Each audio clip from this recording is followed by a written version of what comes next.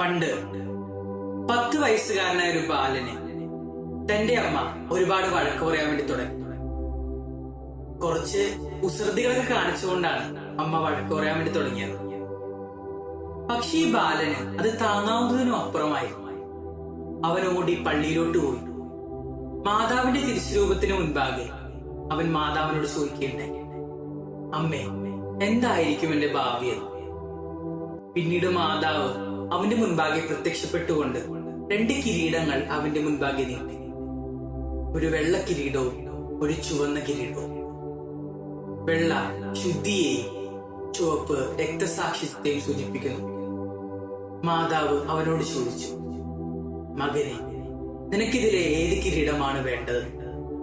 അവൻ പറഞ്ഞു, അമ്മേ, എനിക്കിതിലെ 2 കിരീടവും വേണം. ഞാൻ പറഞ്ഞു വരുന്നത് വിശുദ്ധ മാക്സിമിലിയൻ കോൾബയെ കുറിച്ചാണ്. വിശുദ്ധ മാക്സിമിലിയൻ കോൾബയെ ബാക്കിയുള്ള വിശുദ്ധരിൽ നിന്ന് മാറ്റി നിർത്തുന്നത് 2 കാര്യങ്ങളാണ്. ഒന്ന്, മാതാവിനോടുള്ള തന്റെ പ്രത്യേക ഭക്തിയും. മറ്റേത്, തന്റെ എളിയ സഹോദരൻ ക്രിസ്തുവിനെ കാണാനുള്ള തന്റെ പ്രത്യേക മനോഭാവവും. അങ്ങനെ അവസാനം വിശ്വാസത്തിന്റെയും അനുകമ്പയുടെയും ധൈര്യത്തിന്റെയും പര്യായമായി വിശുദ്ധ മാക്സിമിലിയൻ കോൾബെ മാറി.